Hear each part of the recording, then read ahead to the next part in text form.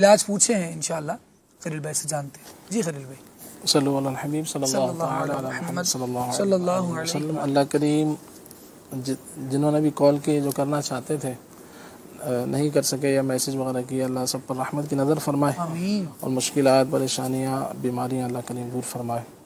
آمین. مثانے کی کمزوری کے حوالے سے پوچھا تھا. مثانے کی کمزوری کے لیے سب سے پہلے تو اس کے اسباب دیکھ لیے جائیں کہ کن اسباب کی وجہ سے ایسا ہوتا ہے.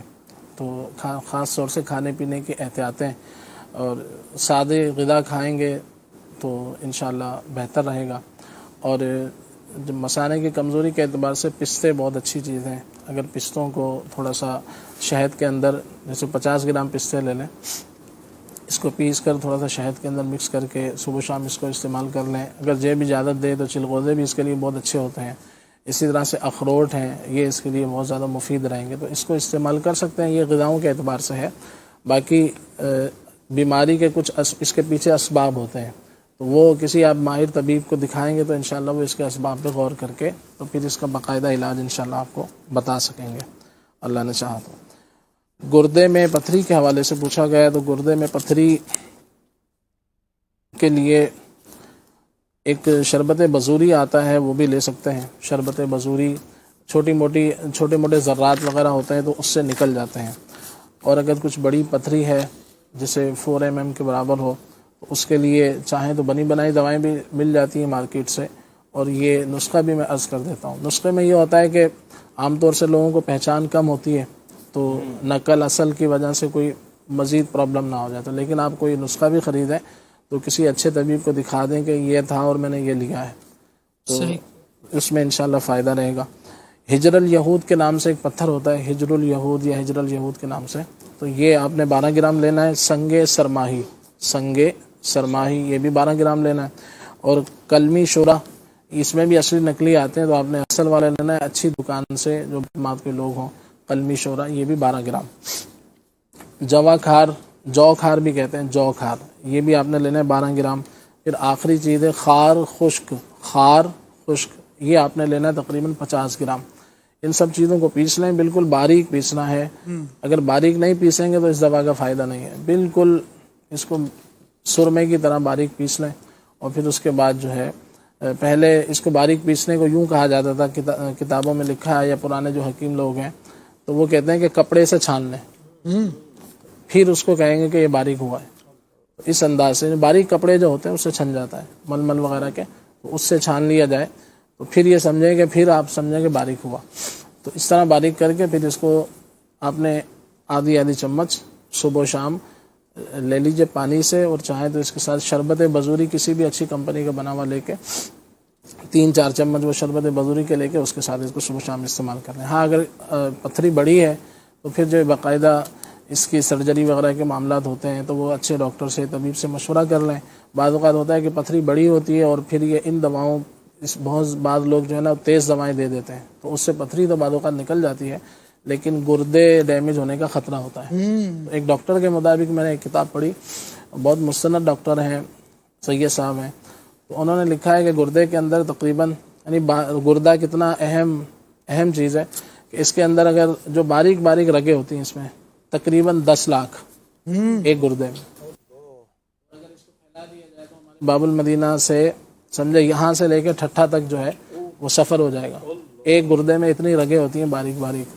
تو اس لیے جب بھی کوئی علاج کریں تو اپنے طبیب کے مشورے سے اور اس طرح چلتے پھرتے نسخوں پر عمل بغیر مشورے کے نہ کیا جائے. تو اور انشاءاللہ یہ بھی جو نسخہ ہے یہ بھی اچھا ہے، مستند ہے، مگر اپنی کیفیت دکھا کے اور کسی اچھے طبیب سے مشورہ کر کے پھر استعمال کیا جائے. وہ افراد ذرا توجہ فرمائیں جو کہتے ہیں کہ ہر مصیبت کے حل کے لیے گوگل کر لیں یا یوٹیوب پہ سرچ کر لیں، تو وہ جو اس طرح کی سرچنگ میں چیزیں آ تو جائیں گی، کون سی چیز ہے جو اویلیبل نہیں ہے، اتھینٹک کون سی ہے یہ کون بتائے گا.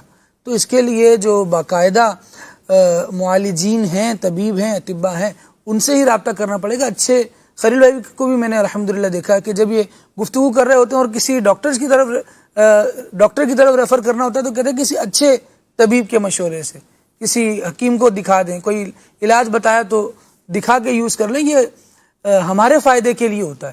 کہیں ایسا نہ ہو کہ کرنے کا کچھ کہا گیا تھا، آپ کے سننے میں کچھ ہو رہا ہے، نسخے میں کوئی نئی چیز ایجاد کر کے آپ نے ملا دی وہ کھا کر نئی مصیبت گلے لگا لی. یہ پریشانی ہمارے لیے خود ہی ہو سکتی ہے. محتاط سدا سکھی رہتا ہے، امیر علیہ سنت یہ فرماتے ہیں. اس میں بھی یہاں بھی کوشش ہوتی ہے کہ جیسے نا آسان الفاظ میں چیزیں بتائی جائیں، اگرچہ اچھے علاج اس سے بھی اچھے بہتر ہوتے ہیں، مگر یہ کہ وہ بتانا سے یوں ڈرتے ہیں کہ بعض اوقات کچھ چیزیں نقل اور اصل بہت آتی ہیں.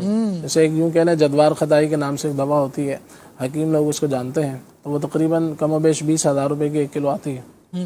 اور اسی کی طرح ایک زہر ہوتا ہے، اسے کہتے ہیں میٹھا تیلیا، تو وہ بھی اس کی شکل میں ہوتا ہے، ملتا جلتا ہے. تو بعض جو اس طرح کے لوگ ہوتے ہیں جن کو خوف خدا نہیں ہوتا، تو وہ میٹھا تیلیا جو ہے جدوار میں ڈال دیتے ہیں. اللہ.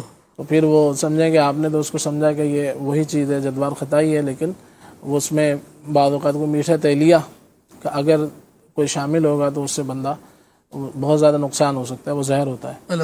اب صرف وہ میٹھا تیلیا سستا ہوتا ہے، وہ تھوڑا بہت جیسے یوں کہہ لیں دودھ میں بعض لوگ پانی ملاتے ہیں، دھوکے کے لیے بعض لوگ ملاتے ہیں، جو ان کی بات کر رہا ہوں، تو وہ پھر کہتے ہیں خالص ہے، اس میں کوئی پانی نہیں ہے. تو اسی طرح سے وہ لوگ پھر جو ہے وہ دوائیوں میں اس طرح رد و بدل کر دیتے ہیں جو کہ نقصان کا باعث ہوتا ہے. تو اس لیے آپ جو بھی لیں، جب بھی لیں، حکیمی دوا لیں تو پہلے کسی اچھے طبیب کو دکھا دیں، تاکہ آپ کو اطمینان ہو جائے کہ یہ وہی ہے جو میں نے سنا تھا یا لکھا تھا یا پڑھا تھا. تو انشاءاللہ اس سے فائدہ ہوگا.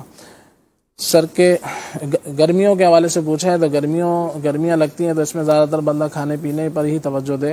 ستو استعمال کر سکتا ہے، کھیرے لے سکتا ہے، کھیرے کا جوس بنا سکتا ہے، ناریل کا پانی ہے، گنا ہے، اور اسی طرح سے نمکین چھاچھ ہے، کدو شریف ہے، یہ استعمال کر لیں. مولی ہے، آم ہے، مولی ہے، آڑو ہے. اسی طرح سے اگر آم کھاتے ہیں تو اس کے ساتھ جو ہے وہ تھوڑا بہت آپ دودھ بھی لے لیں، لسی لے لیں تو انشاءاللہ. اسی طرح سے کچے آم کی جو ہے وہ اس کا بھی بنایا جاتا ہے شربت وغیرہ، وہ آپ استعمال کر سکتے ہیں. اللہ نے چاہا تو انشاءاللہ فائدہ ہوگا. اور درد سر کے حوالے سے یہ ہے کہ رات کو 8-10 بادام جو ہے رات کو بھگو کے رکھ دیں، صبح اس کو چھیل کر استعمال کر لیں.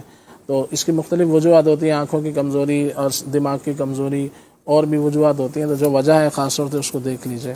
اس کے علاوہ میسیجز میں ایک بات یہ بھی تھی کہ گرمی کی وجہ سے درد ہو رہا ہے سر میں، تو پھر وہ پہلے والے علاج جو ہیں گرمی دور کرنے کے وہ کافی رہیں گے.